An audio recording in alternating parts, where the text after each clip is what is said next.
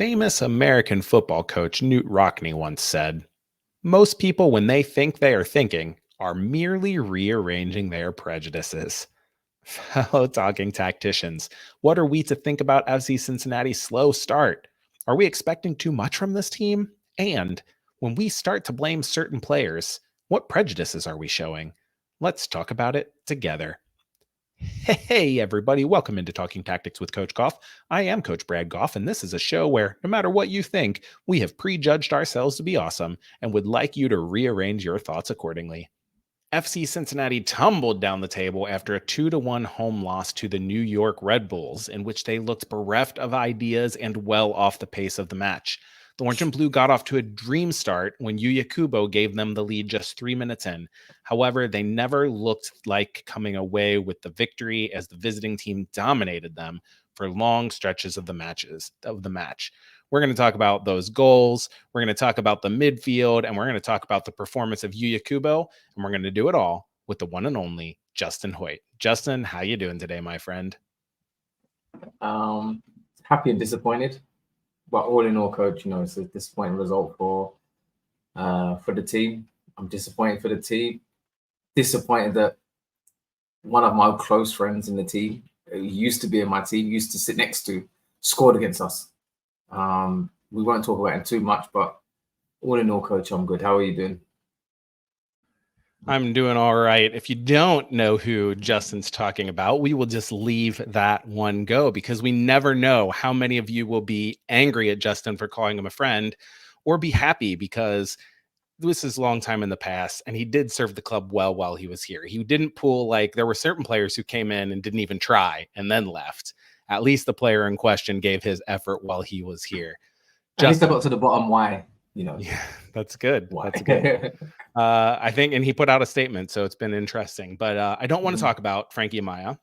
No, what I actually want to talk to you about is winning second balls. Because Justin, I think if I had to pick one idea out of this match, like what made FCC look the worst, it was the fact that it seemed like the New York Red Bulls won every single second ball. So listeners, when we say second ball, what we mean is when there's basically like a long 50-50 ball. Maybe the goalkeeper punts it, it's a goal kick, maybe it's just a long ball into a channel.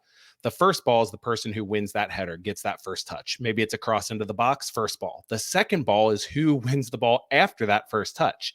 And it seemed to me, especially on crosses into the box, long balls from goalkeeper Carlos Coronel, the New York Red Bulls won every second ball. Justin, and I want to know from you, because I know from like the high school and college level, but in the professional ranks, do coaches emphasize winning second balls, and how do they do that? How do they train for it? Is it about effort? Is it about technique? What is the deal, and why do the Red Bulls seem to just have that over top of FC Cincinnati and most teams in the league for that matter?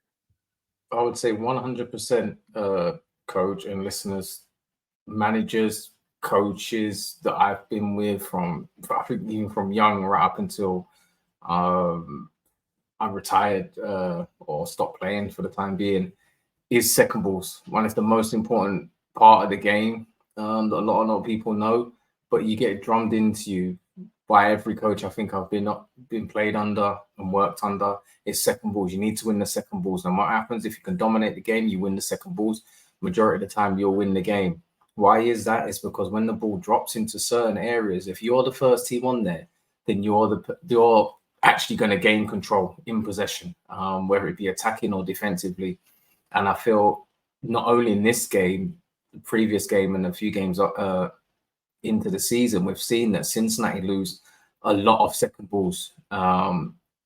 I would say a lot happens in the central areas. And why I feel that is because I feel they're low in numbers in the central area. And I feel that they get outnumbered. And I also feel that the distances between the team, when it's not right, they will lose a lot of second balls. And I feel in this game, the distances between I would say the back line and the forward line was too big. And I felt that's why they lost a lot of second balls. Yeah, that's interesting. And, we're definitely going to talk about the outnumbering in the midfield throughout the show. But I wanted to ask you another thing, actually, because I noticed several times in the match when there was a pretty much an easy ball to win. So it's just a long ball straight to an FCC player. And they headed the ball And instead of putting it to a teammate, they just headed it as hard as they can, and it ended up back with the Red Bulls. In the 25th minute, Carlos Coronel goes long, right to Miles Robinson, heads it straight back to Red Bulls when he had Buka sitting right in front of him. In the 31st minute, Coronel long again, this time to Kip Keller, headed it straight back to the Red Bulls when he had Luca wide open to the left. Second minute of first half stoppage time, there was a popped up ball to Keller. So it was nice and soft. And it looks like he tries to head it to Luca, but this time he gets it all wrong and heads it straight out of bounds. Last one, just to include Miazga, he wasn't without blame. In the 86th minute, there's a long free kick from Coronel, easily won by Miazga, and he headed it over the head of Yuya Kubo and Dado Valenzuela right back to a Red Bull player. So you talk about that spacing, but these are moments when they had a player within 10 yards of them and they headed it hard and over that player's head. So, in training, one as a player, how hard is it? Because as a fan, even as a coach, I'm like, it's simple. Just cushion the header right to your teammate. As a player, how hard is that? And then number two, at your level, at the professional level, do you all work on that? Or is this something that players just need to do on their own? One, I'd answer it's very, very hard. It's not as easy as it looks. You also need a call from your teammate to say you got time, or, try and take a touch, try and bring it down. You also, as a player, must know your surroundings to know that you can either head the ball clear or head it to your teammate if he's close enough, or even, side volley it to your teammate if you've got time and space. They're the things that I would say separate the elite players from, good players. And it is a technique about it. Two, do you work in it at training? You don't know. I just feel you naturally have it or you don't. Majority of the time, as a defender, you want to clear the ball just because, you don't want to give the ball up or give the ball away. So you think, right, if I can get as much distance or height on it as possible and get it away from the goal, then that's the best job. But I've been under coaches where they're saying sometimes that is not the best option. The best option is if someone's in front of you or close to you and you can head it to a player, then that can also start a counter-attack and start a press and be able to be like, right, we've got now possession of the ball. We've not given it back to the team where they can start attack. We can actually start an attack if our defenders are able to find a player in space or time or even at their feet to be able to start attacking from there. So I think it's something that players should work on, but it's something that you don't pay close attention to as players and as coaches, I would say. If you was a coach, you are a coach, would you pay a lot of attention to it, knowing how Cincinnati often are heading the ball clear? Would you, as a coach, think, is it something I should work on? Isn't it something I should work on? It's hard to say because, like cushioned headers is a technique. And it's like, I'm not going to be especially with college players, with professional players, I'm not going to be working on, like dribbling through cones, right? Yeah. Like working on the technique. The technique is something I expect you to have or work on your own. Mm-hmm. But I do know I've done drills more surrounding communication and that idea that you're talking about of knowing where your teammates are, where we're playing long balls into the back line and they have to know when to get sideways on, turn sideways and start dropping, when to push their line high, when to head the ball away or when to bring it down. And those are the type of drills I think if you're working on those kinds of things, like maybe in a lighter day, you can work on stuff with the back line and they can be working a little bit on that technique too. I would guess all of these players that we're talking about, Kip, Matt, and Miles, have the ability to cushion that header. And I think it's a trust issue, which we've been seeing a lot of giving it to that teammate. And we're going to talk a lot more about those issues. But Justin, first, I want to let the listeners know this episode is brought to you by Apollo Home. April showers are in full effect. If you need assistance with sump pumps or downspout drainage, give Apollo Home a call. If you didn't know, they have a plumbing and excavation department that can help with properly installing downspout yard drainage. Give them a call or book online at apollohome.com. And while you're doing that, please head on over to Twitter or Instagram and give us a follow. I am at FC Cincinnati Talk. And as always, you can drop us a note at Cincy Soccer Talk or in the electronic mail slots, feedback at cincinnati-soccertalk.com. Let's hit the film room. All right, Justin, let's get right to it. We had a lot of people that wanted to talk about the midfield. Michael Isler said, seems like Obi and Buka really struggled in the midfield, both controlling the Red Bulls and also linking back to front. He wants to know if it's a tactical issue or if it was just an off game. Adam got in touch and said it seemed like Red Bulls had more in the middle all night. Looked like Obi was slow and ball chasing. Wants to know again, tactical error or is maybe their lingering issue? And he says, please say tactics. So Justin, I think this match was undoubtedly lost in the midfield. Let's 100%. talk about why. First, I want to talk about defensively, the midfield.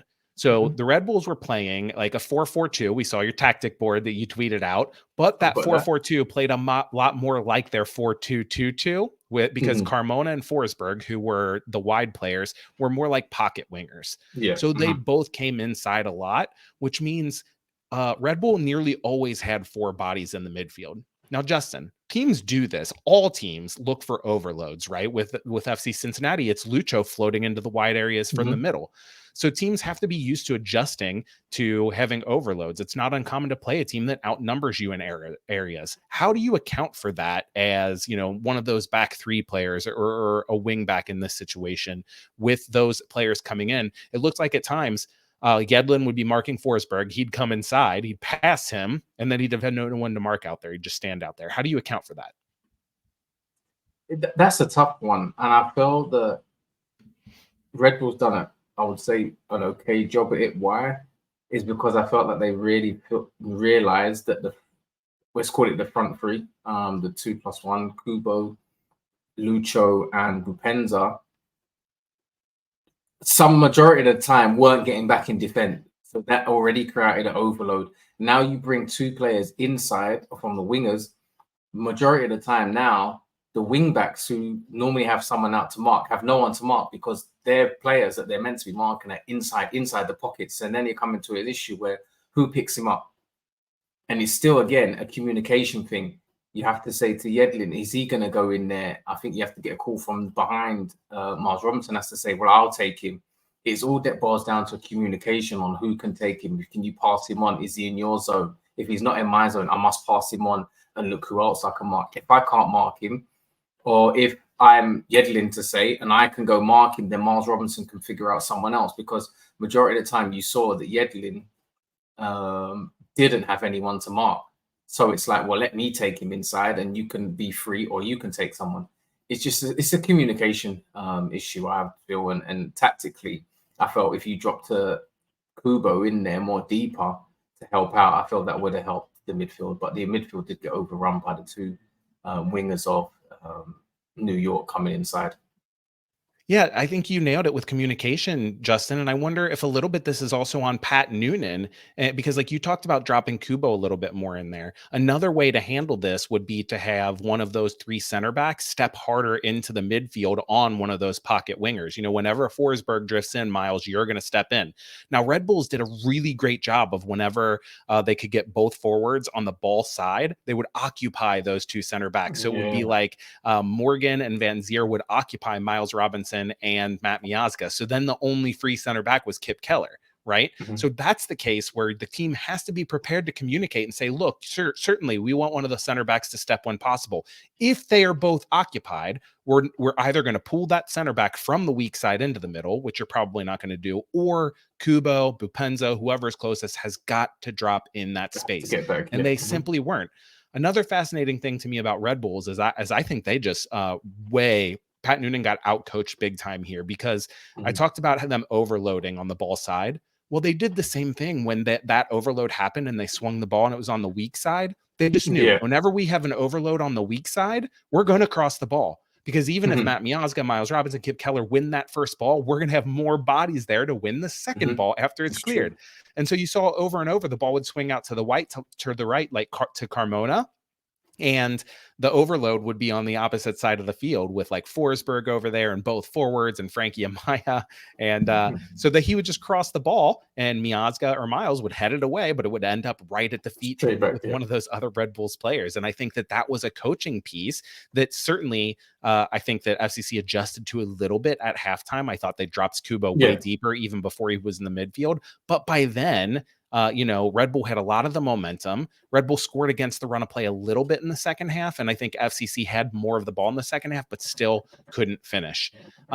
Here's another thing I want to run by you, and we can do this by talking about the goals. We talk like, man, FCC midfield got overrun, they were dominated, and that certainly happened at times. But the goals that happened, the defensive problems on the goals were more about turnovers when FCC were trying to go forward than they were about a systemic problem defensively. So let's talk about the goal in the 19th minute. It was the Frankie Amaya goal. Yedlin plays Obi a pass at the edge of the defensive third. Now, it's not a great pass. It's to his back foot, but he can't adjust his feet. He kind of stretches out and touches it and falls over. That leads me to believe that he did not realize Amaya was right there, because if he knew Amaya was there, he would have fouled Amaya. He would have done anything he could to get on that ball. Instead, he kind of touches it and falls over. Amaya pokes it away to Lewis Morgan up top. Morgan pings the ball at Van Zier, I think kind of unintentionally, but Van Zier is able to lay it off to Amaya, who had continued his run, and he hits it first time and finds the far corner. And if you watch that play, and I'm looking for defensive breakdowns, Justin, it happened so quickly. The defenders, Evan Loro and goal, couldn't really react. Like, I don't see any huge defensive breakdowns. It's really about the turnover, right? Or am I missing something? Should the defenders have reacted differently? No, you can't react differently. I just see it as, this is one of these moments, Coach, where we talked about on the previous podcast, where you talk about a pass and trusting your players and the midfield wanting the ball, but not really wanting the ball. And I feel in this situation, that's kind of what happened. Obi showed that he wanted the ball, but in that situation, you don't pass it there because he wasn't 100% ready for it. Although the pass wasn't great, Obi didn't deal with it great because the ball wasn't where he wanted it. It wasn't on the right foot, the right angle, whatever not. Okay, he tried to take a touch. Amaya was right on him. Interception. And defensively, I don't think you can do anything after that. You had the players in the right place. You just have to credit, Red Bull. Unfortunately, it was we'll give it as a pinball goal. But defensively, I don't feel you could do anything else. It was just a bad turnover. Yeah. And then let's talk about in the second goal, which happened in the 60th minute, because it's not a similar turnover, but it is just a bad turnover. FCC actually have a throw in to start this play, Justin. You hate as a coach, probably as a player too, but certainly as a coach, when the other team scores a goal off of one of your throw-ins. Yeah, Luca throws the ball into Kubo, who had checked back. Kubo does a great job, a nice little knockdown for Lucho, who's standing on the touchline. Lucho hits the ball first time, and he slices it really badly. It looks like in the frame he's trying to play Bupenza long over the top, but he just doesn't get it right at all. It goes right to a defender, and because FCC have the throw, their lines are kind of moved forward. The defender just first time hits it towards the forwards, and it happens to go to Van Zier. Van Zier knocks it down to Forsberg. Forsberg takes off and has a ton of time of space to dribble. Miazga steps to slow him down, and so Forsberg slides it left to Van Zier. He has Robinson and Yedlin both chasing him. Van Zier cuts it back. Both defender goes flying. And then Van Zier hits a pretty poor shot almost right at Evan Loro. Loro gets a hand on it, but can't keep it out. So now, Justin, certainly some shaking on ball defending here, and I want to talk about that. But before, talk about what Miles Robinson and DeAndre Yedlin are dealing with because of the Lucho turnover before you talk about the individual on ball defending there.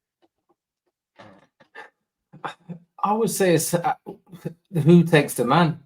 That's what you're dealing with. You don't expect Lucho to, slice the ball, we would say. But after that, you look at that situation. I feel it's, we talk about it a lot, but it's communication. Body position. When the ball gets played, is Miles Robinson in the right body position to be able to intercept that ball, to not let the ball get played inside him or outside of him to the player. Yedlin, I think, is in a good position on his outside shoulder, but can he be a bit closer? These are things that you nitpick, but as the season goes on, these are the things that can define you from winning a trophy or not winning a trophy. And to me, Justin, it looks like for a moment Robinson looks like he's going to go attack Forsberg, and I think that's part of the issue. And so like that stuff, 7 games in, Miles Robinson and Matt Miazga, 2 excellent defenders, that should be worked out by now. They should know who is stepping to the ball or communicate that, but they froze. Matt stepped, Miles froze. That allowed Van Zier to get on his back shoulder. And now I have to talk about that on ball defending, Justin, because you cannot let Van Zier, He was a right-footed Yeah, player no, 100%. going Yeah, on to his left, wide of the far post. He is never doing anything there but shanking that ball at the near post unless you let him cut back. The announcers made it be like Van Zier made this amazing play. They said, beat two of the best American defenders there are. And this was not an amazing play. This was just really poor scrambled defense by both Miles and DeAndre Yedlin, who looked like they were trying to block a left-footed shot from a bad angle, both of them at the same time. And they both went flying as if Van Zier had the red cape out and went, ole, and pulled it away, right? No, they overcommitted. They tried as fast as they could to get back into position, into the right position to stop the shot. And I feel at that time they got back, but because they was full pelt and full steam ahead to try and stop him from getting any further, as he chopped and Cruyffed it there in that situation, there was always off balance. And once you're off balance like that and the striker's got a yard on you, as soon as you turn around, he's going to shoot, especially inside the box. So I don't think it was an amazing play. Okay, it was a nice piece of skill, but I don't say it was an amazing play. It was just two defenders that tried to get back. They done the right thing by blocking the shot, but they done the wrong thing by letting him come inside. If they both would have, if Yedlin would have stayed on Miles Robinson's outer shoulder, I don't feel he would have chopped back there. He would have stepped, if they would have kept him forcing to the line, he wouldn't have chopped back there, because if he did try that chop, Yedlin would have taken him. But, they tried to get back. They got back. Nice piece of skill, and unfortunately it was a goal. Yeah, and he was able to change direction on a dime. So it wasn't simply like, wow, just comical defending. It was a decent dribbling play. It just, and you have to say, you would expect Evan Loro to make that save. It was hit at him. I mean, it was close to his feet, which is always going to be difficult, but it was really a pretty poorly taken shot overall. So we talk about these turnovers, but we talked about not being necessarily a huge systemic problem. That said, the defensive numbers for both Pavel Buka and Obi Woboda were pretty bad. Total together combined, 3 tackles, 1 block, 0 interceptions. So I want to know this. We talked about the second balls. We talked about them get overrun in midfield. It seems like coach speak to say things like, man, they just got outworked today. They had more effort. They had more intensity. They wanted it more. But those two midfielders combined to win only 5 of 17 ground duels. So this isn't like too many numbers. This is one-on-one. We're dueling for a ball. Those two won 5 of 17. That is a little bit of just being not up for it that game, right? Is that what it looked like to you? Or is that even fair to put it down to something like effort? No, I think it's down to effort. I think from the start of the game, obviously Cincinnati scored early on.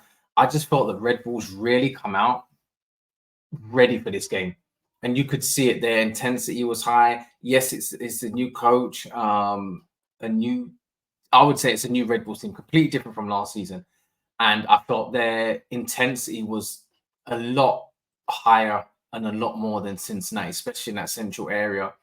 And Obi, having been out, I don't feel he was 100%, and I feel in this game, if you're not 100% against Red Bull, you're going to get overrun. And it certainly showed that. Did they try it? They did try it. But the intensity of the Red Bulls and the way they wanted this game, I feel that really overpowered the two in the central areas. And I don't feel they had an answer for it. Yeah, I agree completely. So that's the defensive side of the midfield. Let's talk about the offensive side. And obviously some of this is going to focus on Lucho Acosta as the main guy here, but let's see if we can fix this plan in the attacking third.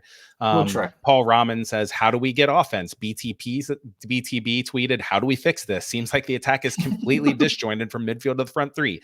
Jay says, losing Vasquez and Baji has left us with no hold up forward and no aerial target to relieve high pressure. And Lucho is the creative force. He wants to know, how do we fix this mess ASAP? Gordo says, is this the players or the system? Let's suffice it to say, Justin, the people want to talk about this and they want you and I to fix it. So let's start with this. Things look pretty bad when you look at the numbers. In league play, the team is averaging just 1 goal per game through 7 matches and only 1.2 XG per game. So it's not like, oh, they're getting in great positions. They just can't finish. They're actually not getting in that many great positions. Last season, after 7 games, they had 9 goals on 1.4 XG per game. So that's only marginally better numbers wise, but since it's a small sample size, I think it makes a difference. Yeah. And the first thing I want to talk about is some of the chances they did create, because so often they look like haphazard or accidental. We talked about, we're going to talk about Kubo's goal in a little bit when we talk about Kubo, but it was just a long ball down the middle that started that thing. In the 23rd minute, Oriano hits the crossbar. He has the ball on the left, dribbles across the field, plays Obi. Obi plays it wide to the right. Lucho gives it back to Luca, who's now in the right half space and hits a really nice shot from almost 30 yards. So it's not a normal play having the left wing back in the right half space. Yeah. In the 29th minute, when Luca went close again from distance, it was off a corner. It was headed away. He gets on it, takes a touch, and drills it high. So, Justin, we've talked about this in the past, but right now, the main mode of offense still seems to be get Lucho on the ball running at or through zone 14, which if you remember, that's the zone. Basically, if you take the 6-yard box and paste it on top of the 18, so right outside the 18 there, then he tries to combine with a forward standing in zone 14 or tries to dribble the team. And Justin, that's not working, right? It's not when teams defend a certain way, when they play close attention to Lucho, when they're starting to figure out that's the way Cincinnati operate. That's the, let's just say, best form of offense at the minute. At the minute, you look at it stats-wise, goal ratio-wise, it's not rocket science. It's not working at the minute.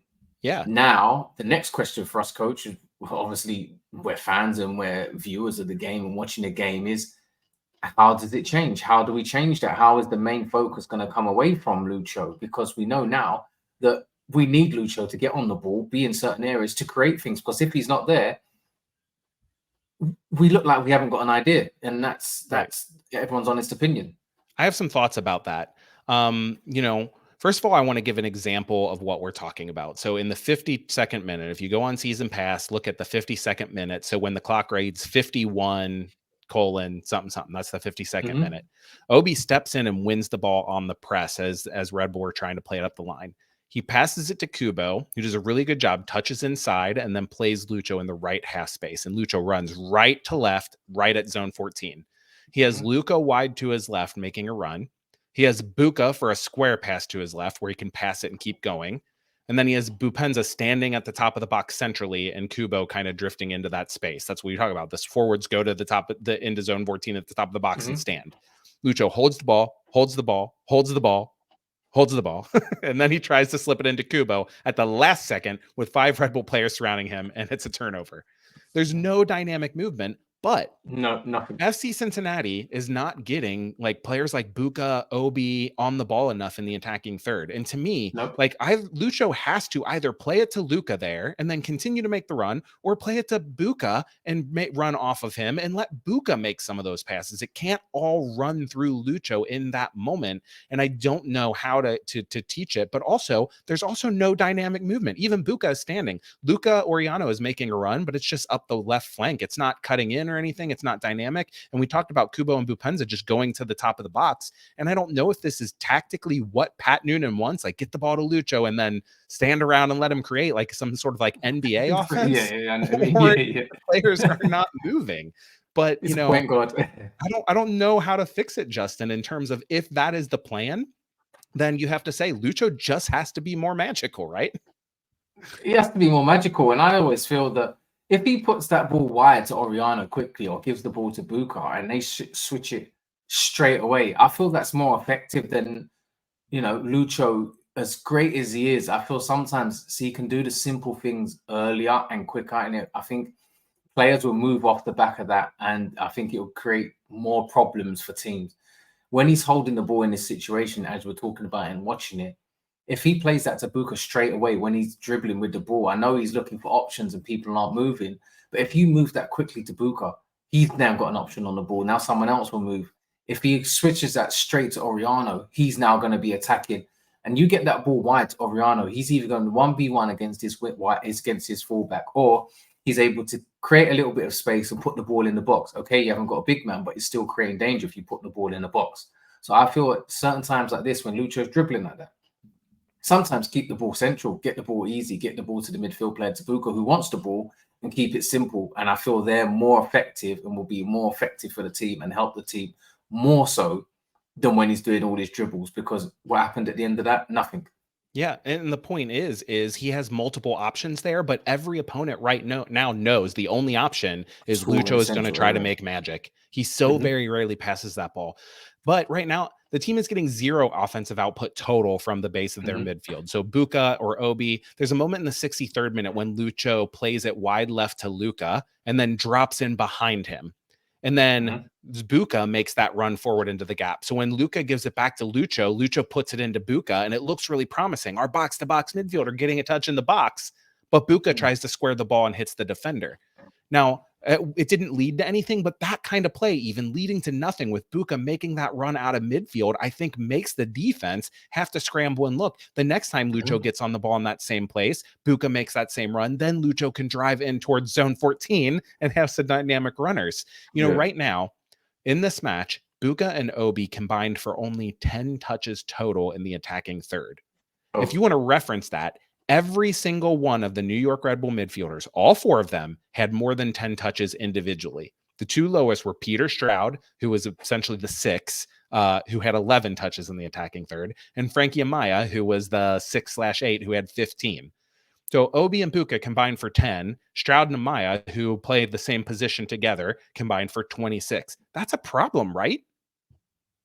Yeah, when you look at it, you're not convinced. I'm not a stats man coach, but if you look at it like that, it's a problem. And why is it a problem? Is because your 2 central midfield players should be having a lot of touches and playing forward passes in the final third if you want to win the game. That's my honest opinion.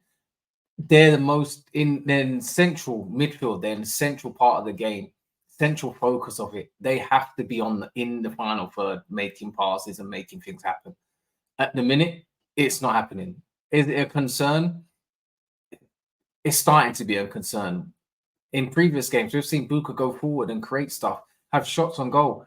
In this game, we didn't see it at all. And I feel if the team wants to improve and be more of an attacking threat, Buka, I mean, Obi, I feel is more defensive, but I think Buka needs to push a bit more forward or, get on the ball a bit more. But I feel they can't do that because I feel that Lucho always drops deep, wants the ball, and then dribbles.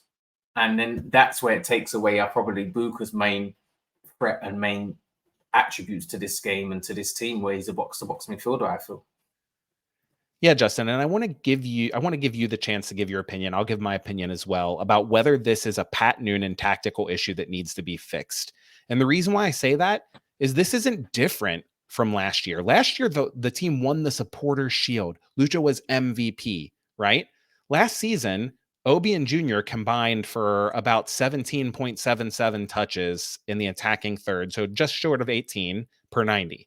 This year, Obi and Buka are just short of 17. It's only 1 fewer touch per 90 in the attacking third. So it's essentially the same game plan. If you look at like progressive passes received, Lucho almost wins that every time. He receives the most progressive passes. Second and third on the team are almost always the wing backs. And that's the same as last year. So it's the same tactics as last year. The difference is last year, Lucho played at an MVP level, and this year he simply is not yet. And last year, when Lucho wasn't playing at an MVP level, you had Alvaro Barreal as one of those wingbacks getting those offensive third touches and creating those chances. He had a best 11 season from that position.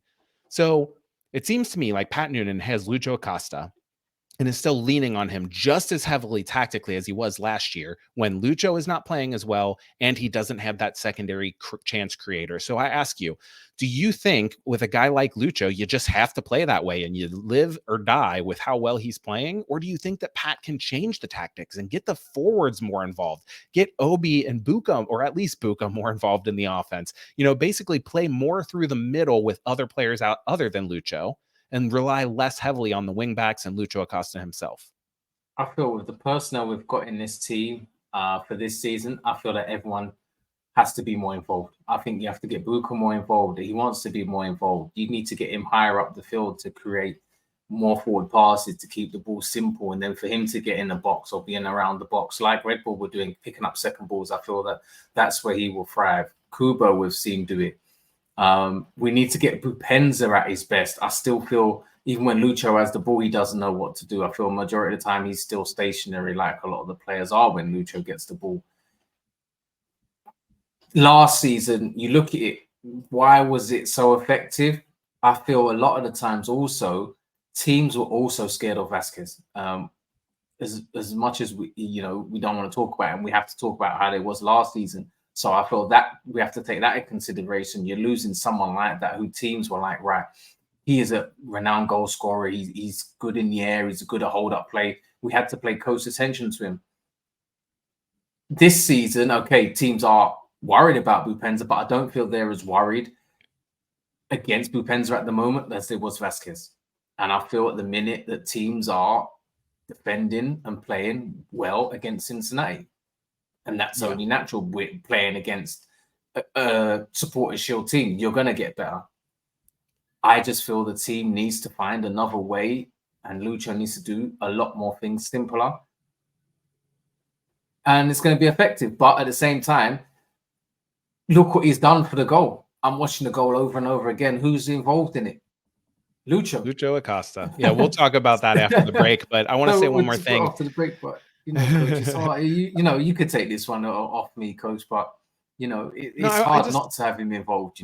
Yeah, I want to say one more thing about Brandon Vasquez and that lack of a target forward, because a lot of fans are saying we miss Obi, or we miss Vasquez. We even miss Baji because we need that target player. And I will say this, I'll say two things. Number one, I think you're right about some goal scoring, some ability to cross the ball, that sort of thing. I think we miss Vasquez. I think we miss his movement as Lucho's dribbling towards zone 14. Right now, we have too much standing around. Vasquez was always dynamic. But in terms of ball progression and touches in the attacking third, right now you have Bupenza averaging 6.81 progressive receptions per 90. So he's getting the ball with a progressive pass almost 7 times per 90. Brandon Vasquez last year only averaged 6.17, so closer to 6 than 7 progressive passes, right? So though that in terms of linking back to front through the middle, that is a tactical thing to me. It's not Vasquez because they're actually maybe doing it a little more, if anything, right now than they were last year. I think big problem is there's no Alvaro Barreal receiving the progressive passes on the outside, and Lucho, when he receives them, is not doing enough with it. I do think you're right about goal scoring, and we miss Vasquez in a lot of intangible ways, but if teams were so worried about Vasquez and they're not worried about Bupenza, we should be able to get him on the ball a lot more often. And fine, let him sink, get him on the ball, have him receiving 10 or 12 progressive passes and see what he can do with that. In this game, he made 2 really good plays where he received the ball and turned a defender and left him in his wake. It was really, really good plays. Both times he moved the ball forward to Lucho Acosta, and then the attack died on Lucho Acosta's foot after that. So it'll just be an interesting thing. But you know what I really want to talk about? I want to talk about whether Yuya Kubo can solve these problems playing forward, Justin. So let's take a break, and then we're going to come back and get to Yuya Kubo and then some questions in the mailbag. Beyond Exercise is a local physical therapy and fitness company that helps anyone get and stay active. They have helped Nick Hagland and Brandon Vasquez with their physical therapy and strength training needs during the off-season, and currently they are still offering that $50 discount for their ACL injury prevention screen. Nick and Brandon both piloted that program, and as a coach, I can say this is a must for youth athletes. Learn more at gobeyondexercise.com. I also want to let you know this episode is unofficially brought to you by Red Horse Beer out of San Miguel Brewing in the Philippines. It's malty and sweet like a big lager should be, and also adds kind of smooth notes of apple. I gave it a 3.5 out of 5. If you want to talk to me about beer or soccer, make sure you get in touch with me on the socials at FC Cincinnati Talk. And if you have a question or comment, you can always get at me there or send me a note to feedback@CincinnatiSoccerTalk.com.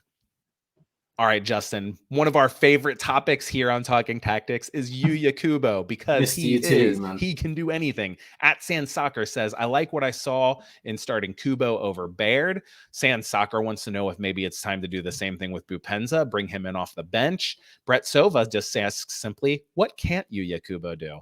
So, Justin, let's talk about Yuya Kubo forward. First things first, He scored a goal less than 3 minutes ago into the game. And we've just been talking about this, but not talking about it. So let's break it down. It's a long ball from Matt Miazga straight down the middle to Lucho. So first thing, good on the team for playing more of those long balls this time, right?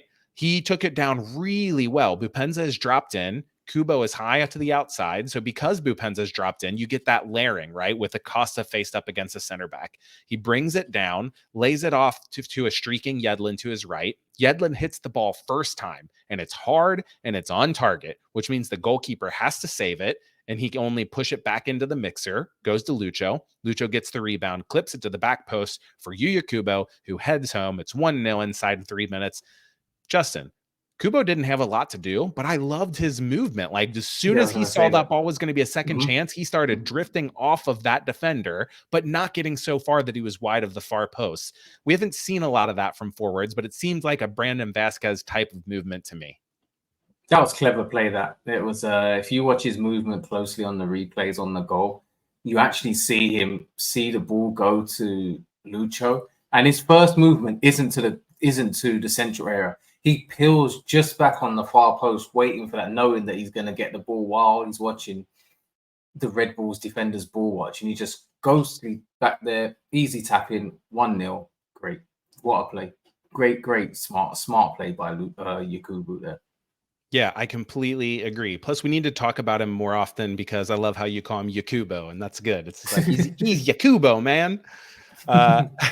Let's talk more about that movement, because we talked a little bit about the long ball here. Well, they tried that a fair amount in this game, and I wonder if it's Kubo or if they trust him more or if the other forwards don't make that run. In the 4th minute, he's running down the right sideline. They try to hit a long ball to him. The defense has to head it out for a throw. In the 5th minute, he makes a hard run down the seam, and Miazga just misses him. It goes over his head. Coronel collects, but it was a close one. The 28th minute, back down the right sideline, wins another throw. I wonder, Justin, do you think they trust Kubo more? Is he faster than like a Corey Baird, or is Corey Baird not making those runs? I'm trying to think back. It feels to me like Corey Baird wants that ball in behind and they just never give it to him. I think he makes them runs, but what makes Kubo different to everybody else is the timing of his run and his awareness around him and the understanding he has with the players on the eye contact or when to make the runs. I think he makes smart runs over everybody else. I think Baird makes them runs. Bupenza now and then makes them runs. But I think it's just the smart and the understanding that he has to make them runs at the right time that players like, right, he's made that run, I can play it.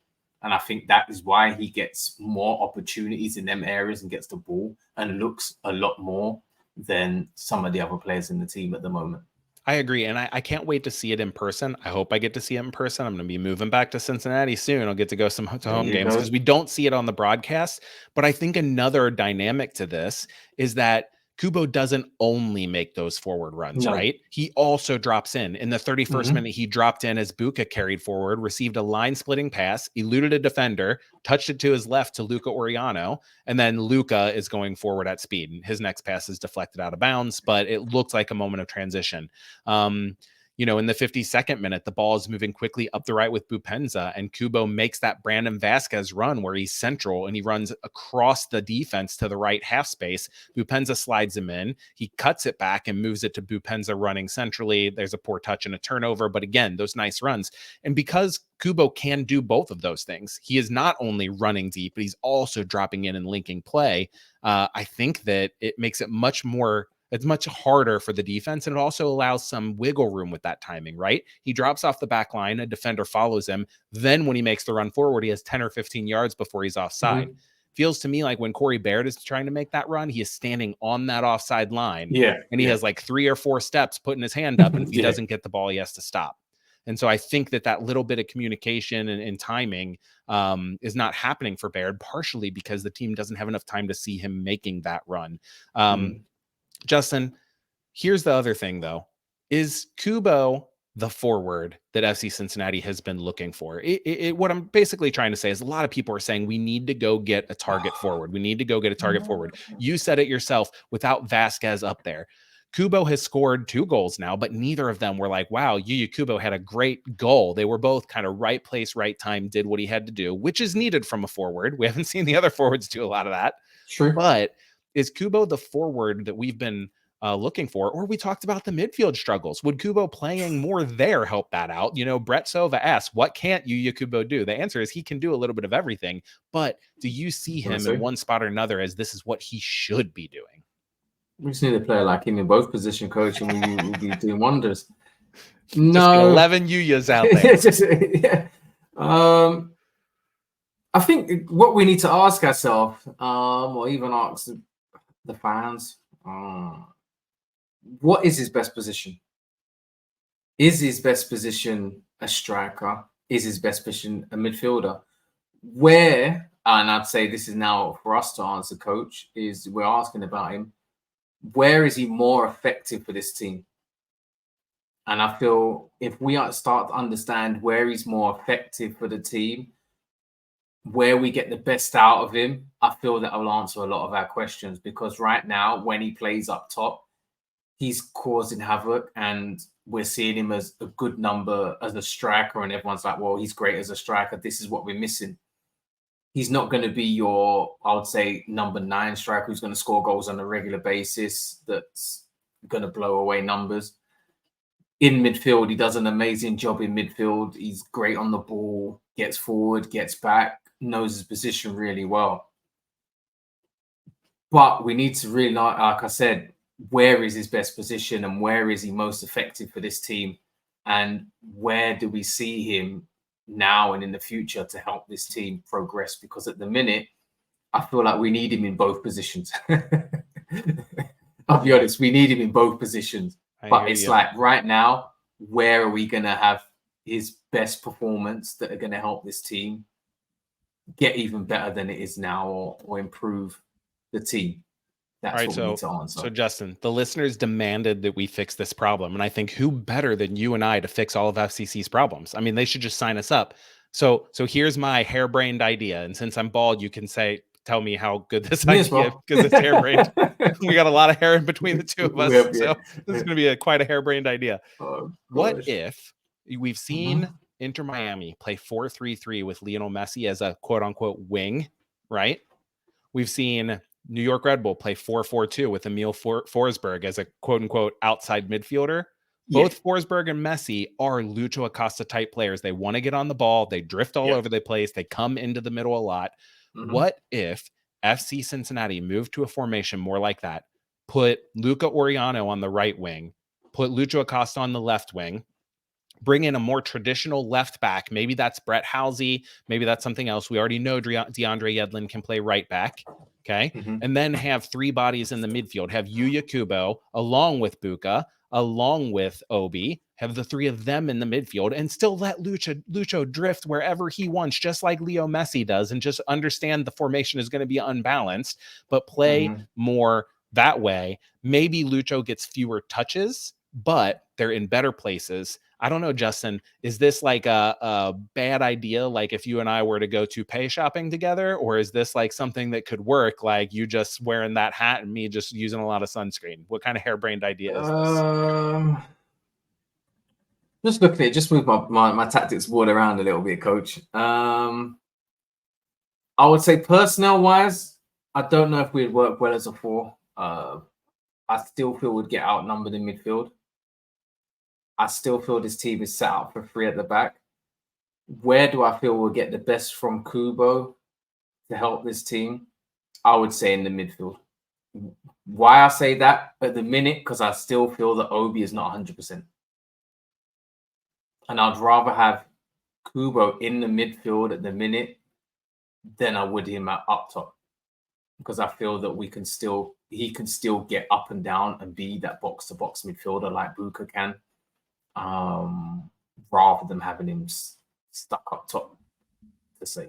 Yeah, but I do think that the message from both you and I is clear that either Pat Noonan needs to switch something up and move some pieces around, i.e. change formations, or he needs to get a secondary piece, a not Lucho Acosta midfielder that can get involved in the attack, be it Pavel Buka or Yuya Kubo. Justin, I think we solved the problem. We gave Pat Noonan choices. So Pat, you have your choices. We'll wait till Saturday against Montreal to see what you do. And other than that, we're going to take another break and then come back for the mailbag. It is that time in the show when I thank all of you for downloading today's episode. Thanks for continuing to download and for listening, and thanks in advance for spreading the word. A special thanks today goes out to Chad Martini, who rated and reviewed the podcast, which, by the way, we have 79 reviews. Be number 80 by heading on over to cincinnatисoccertalk.com/coach Apple Podcast to rate and review the show. It helps people find us. You can also become a supporter of Cincinnati Soccer Talk over at cincinnatисoccertalk.com/support. But overall, just make sure you tell your friends about us. In terms of talking tactics, you set the agenda for the show. So whether you have questions about tactics and coaching, or whether you want to get a player's perspective on something, make sure you get at us on Twitter or Instagram, or drop us a note in the mailbag. Speaking of the mailbag, all right, Justin, question from the mailbag. I think this is probably more from me, but I'd love if you have any insight. Cincinnati got in touch and said, do refs know about the New York Red Bulls and how they play? Do they look back at film as a collective so they don't feed into cynical play? So I will say, Cincinnati, referees absolutely watch game film, but it's not like players watch game film. They don't sit down and watch a whole film session. They are sent clips from a referee supervisor about calls that they think they got wrong, calls that were close. And word spreads from there about teams like the New York Red Bulls, and they absolutely do their homework on teams and know they will come in saying, listen, Matt Miazga is going to yell at you all game. If you don't want 100%. That, give him a card early. They say, so-and-so is going to dive a lot. You need to really watch. Justin, as a player, have you been privy to any of that information from referees? Has a referee ever come up to you and say, well, Justin, I've done my research on you, and I know that you're a really upstanding player, and you never dive, and you never foul on purpose, so I'm not going to give you a card here? All the time, coach. Remember I said I sweet talk the referee before the game. Past captain, how you doing? How's your day? You looking forward to the game? How was Cincinnati? How was the hotel? Was it nice? I sweet talk the referee. Did I ever get a yellow card? Hardly ever. Now, on the other hand, Ledesma always got a yellow card. So no, they had their numbers marked, and I feel as a referee, you referee players all the time. You watch games every now and then, and I think you kind of know who to look out for. You know what type of team they're going to be. You know the way they play, but you still can't. And I'm on the referee side here, looking at the referee's point of view. You still can't be thinking, right, this is Red Bulls, this is how they play. They'd like to do this, they like to do that. But at the same time, you can't be like, oh, they're going to do this every time. I need to give them a booking, or their time wasting. I need to do this. So I still feel that they're still quite open-minded, and they don't really focus on this is Red Bull, this is the way they play, this is what they do all the time just to unsettle the team, because I feel then now they have an unfair advantage, which we want as Cincinnati. But if it was on the other hand, we wouldn't want that. So I guess. And that's what I would argue, Justin. I would say as fans, we do not want the refs to just be like, oh, Red Bulls are cynical and do a lot of tomfoolery, so we're going to call a lot on them. Because what that would happen is Lucho Acosta and Matt Miazga would just get a card right before kickoff every game. And be like, we already know you're going to yell at us all match. Here's your card for dissent. So we don't want that, right? No, we don't want that. Joe Braun, Adam Bellin, Marcus Sloops. This is another hot topic, Justin. They all want us to talk about Lucho's set pieces. So I saw you talking to fans a little bit, like who else is going to take? I'm going to run you through some numbers, and I know you hate numbers, so just plug your ears for a little bit. This is for the listeners, and then you can tell me what you think. Lucho got to attempt 7 corner kicks. 7. 3 of them hit the first defender at the near post. 1 he hit over everybody's head out of bounds. 2 of them put into the mixer, looked like decent. And then 1, we'll call it the Barrial special. He hit it long to Luca Oriano for the volley. Tries that seemingly once a game. He had 7 free kicks that were within range to put into the box. 2 of them hit the first defender. 2 of them he hit over everyone's head. 1 he attempted at goal from a terrible angle, and it hit the side netting. 2 looked dangerous. So 14 potentially dangerous set pieces. 4 balls went into the middle that looked like a realistic chance for like a Matt Miazga or a Miles Robinson to get on the end. 4 out of 14. Justin, here's my question for you. With Matt Miazga, Miles Robinson, Ian Murphy or Kip Keller or Nick Hagland out there, You have Put the got ball to in the give box. these guys a chance, more than 4 out of 14 chance to get on the ball. I know Lucho wants to score. I know it looks like he's trying 100%. Of Olympicos, course. trying to Of score. course he is. But Of course he as is. a teammate, I will talk about as a coach in a minute. As a teammate, when do you go to Lucho and be like, look, mate, give us big guys? I know not you, but when would, Dekel When I Cannon thought I say was big this? guy in the box, yeah. Give the big guys a chance to get ahead on something. They have to run all the way up from defense into the box. Give them a shot. I would stop going. When does that No, happen? you straight away. I would say after in the next game, I'll be telling him, look, I know you're trying to Olympico, as they call it.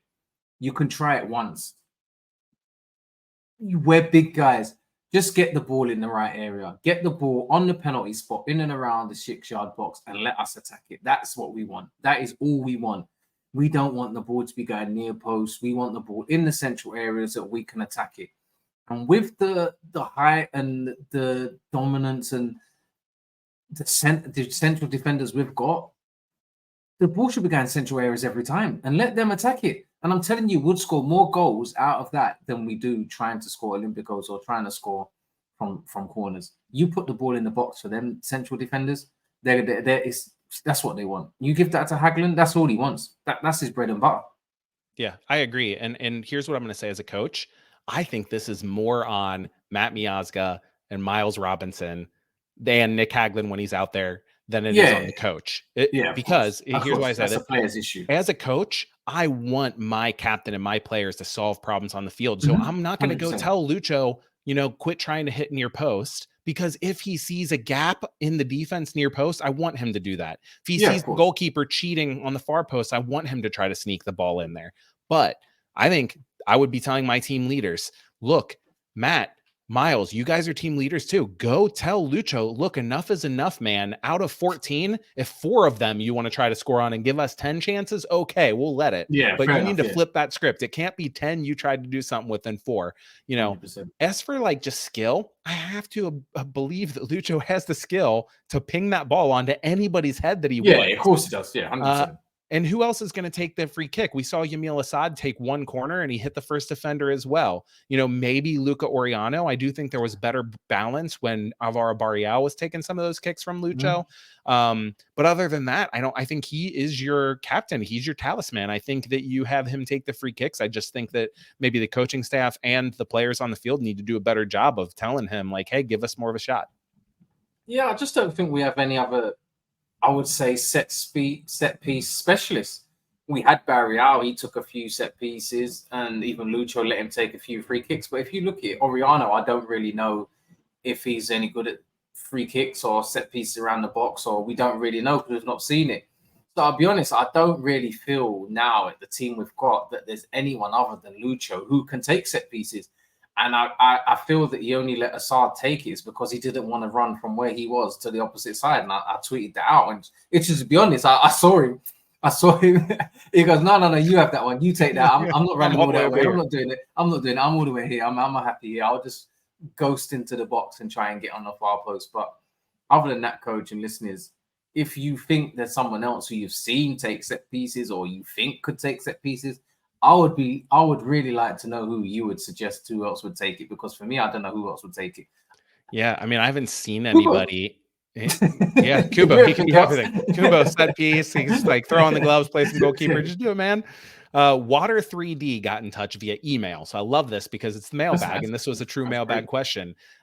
Big long email talking about how the team is disjointed, but it all boils down to this. Water 3D wanted to know how to get the team to play as a team and not 10 individuals. This person wants to know, is it something that you can influence as a coach or a veteran player, or does it just take time? Maybe should it be like drilling patterns of play, maybe doing team building exercises off the pitch? I will give the coach's perspective in a minute, Justin, but I'm wondering, what have teams that you've been part of in the past, if it really feels like things are disjointed and you're not trusting one another, not playing as a team, what have you been part of, coaching staffs and veterans trying to do to get the team to be more cohesive? Just build a togetherness, whether it be in the locker room, away from football sometimes, away from soccer, I would say. a team meal just to build togetherness, just anything that you feel as a leader or as a coach or as an environment, as the team, to build togetherness. Does it take time with new players? Yes, but you look at the team coach, there's hardly any new players on the team. Okay, yes, there is new players, but there's not that many new players. So the team is, I would say, together, but at the minute, they're just not gelling right. For whatever reason, it's just not clicking like it was last season. And it's going to be hard because all we're going to do as fans is compare last season to this season. And that's just natural. So that's why it looks like, because who's to know that the team we have now could be more together than it was last season? We don't know that. But because we was winning every game and performing really well, it looks like it was better last season where, all in all, coach, I could imagine the togetherness of this team is probably stronger than it was last season. And I'll be 100% honest, that's probably how it was. I will say also, there are a lot of new players. There are 4 players who started who start most matches in Baird, Luca Oriano, DeAndre Yedlin, and Miles Robinson. Coach. Right, but there are 4 players that were not on the team last year. And remember, Bupenza joined midway through last year, and the big complaint about him, can't get on the same page with his team. So there's 5 players you're trying to work in. Add on Saturday that you have a new goalkeeper in Evan Laro and Kip Keller. That was 7 players. No, because Baird wasn't out there. So 6 players out of the 10 were players that were not around at the beginning of last season, right? Don't check my numbers there because I have no idea if I'm right, but I'm going to say 6 out of 10, more 6 out of 11, more than half. Okay. As a coach, you mentioned a lot of things there. I think you're right. It is a lot of things, and it really is just about finding the right thread to pull. I think sometimes it's about motivating players in the right way. Sometimes it's about sitting Lucho Acosta or somebody like that down and being like, you understand the mark of how good you are this year. Last year, you won MVP. The mark of how good you are this year is going to be how quickly you can get Bupenza and Corey Baird going. Can you get those guys going for me? That is the responsibility I'm giving you. Okay. If you score, fine. But I want you to get Bupenza and Baird going. Is it about benching the right players? We saw Corey Baird move to the bench. He came on, was pretty uninvolved. He played something like 26 minutes. I think he had like 8 touches total. It's really not good. Is it benching somebody like Bupenza? Is it telling Lucho Acosta, I'm giving you a rest, and here's why? I don't know. Maybe with Lucho, you can't do that. And that's what I mean. It's about finding the right balance of what strings you can pull to ultimately find what is your best 11. It is easy for coaches generally to find the 11 best players to put on the field. It is something different to find your best 11, right? Is Yuya Kubo part of your best 11? Is he one of your 11 best players? I don't know. Maybe DeAndre Yedlin is one of your 11 best players, but is not part of your best 11. I don't know, right? Those are the kinds of things that Pat Noonan have to find out. All right, Justin, our last question comes from Mike Prentice, and it's a big one. Because Mike says, at the risk of overreacting, is FCC maybe not as good as we thought they'd be? Lots of good pieces that maybe don't fit together. Midfield still feels disjointed. Attack is not there. At what point do we stop saying it's early and start saying this isn't working? I think what Mike is saying, Justin, is do you want to revise your offseason prediction? Because you picked them to finish second in the East. Are you revising it? Or are you saying, I actually don't think they're that good? No, I still think they're good. The thing is, coach, and listeners listening and tuning in and writing in and sending us great questions. As much as we say the team is not performing well or it's not working, we're still in a decent position. We've not conceded too many goals. The team is not playing perfectly well, but we're still grinding out results. As the season gets on, if we keep performing, the way we are, then we might not finish second. But we're going to get better.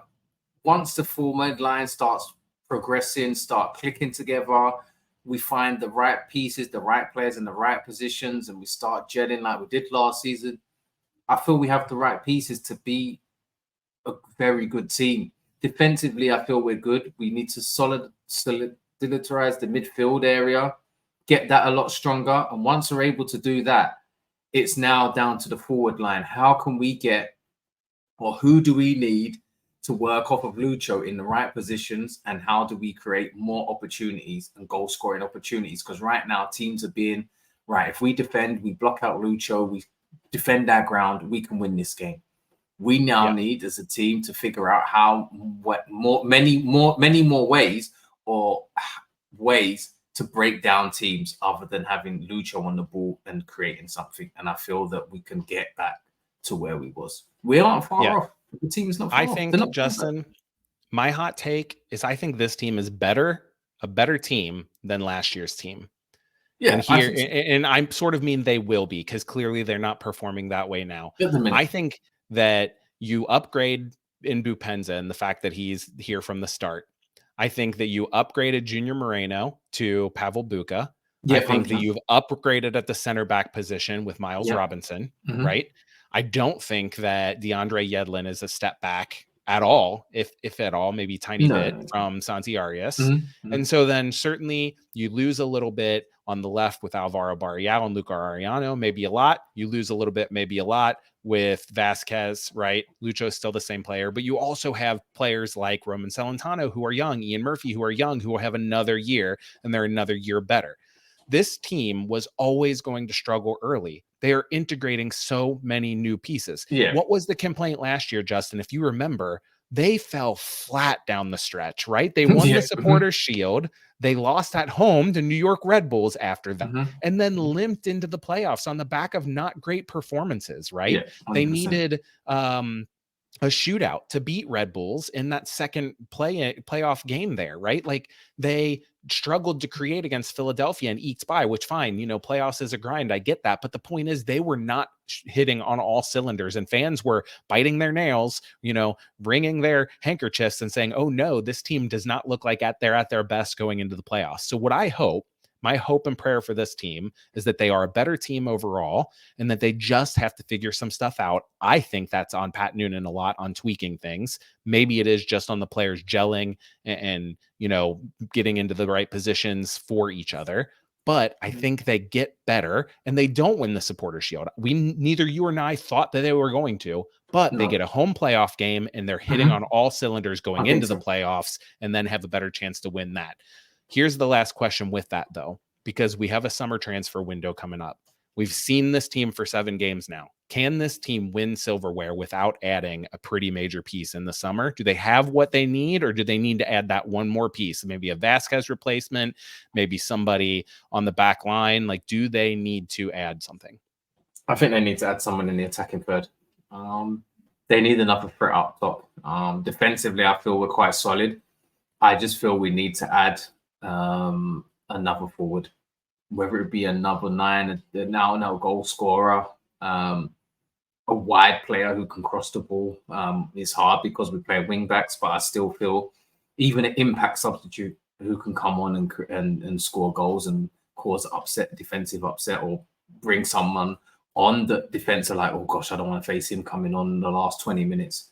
I feel we still need that 1 or 2 more pieces to be like, you know what, we're winning the MLS Cup this year or some silverware this year. I still feel we need to add a piece or 2. What do you think, Coach? I actually agree completely. I think you either have to replace Brandon Vasquez with a legit MLS starter, which I don't think you have right now. No.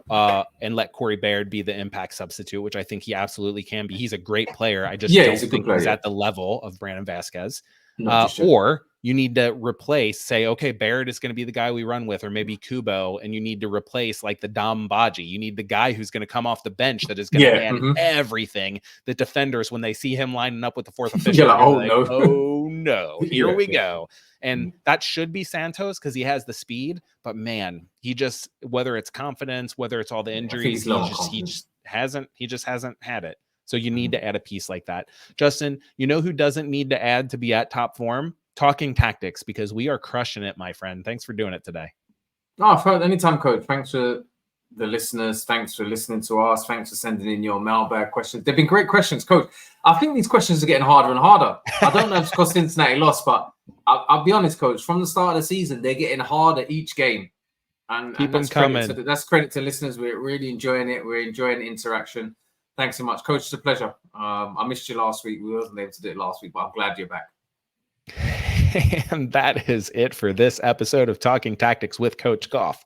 Make sure you do us a huge favor by getting subscribed to the podcast and then heading on over to CincinnatiSoccerTalk.com/Coach Apple Podcast to rate and review the show. Other than that, thanks for listening. Thanks to my co-host Justin Hoyte, and thanks as always to producer Charles for making this show audible. I had fun today, and I'm hoping you did too. This is Coach Brad Gough reminding you that soccer is a privilege. So whether watching, coaching, or playing, don't forget to smile.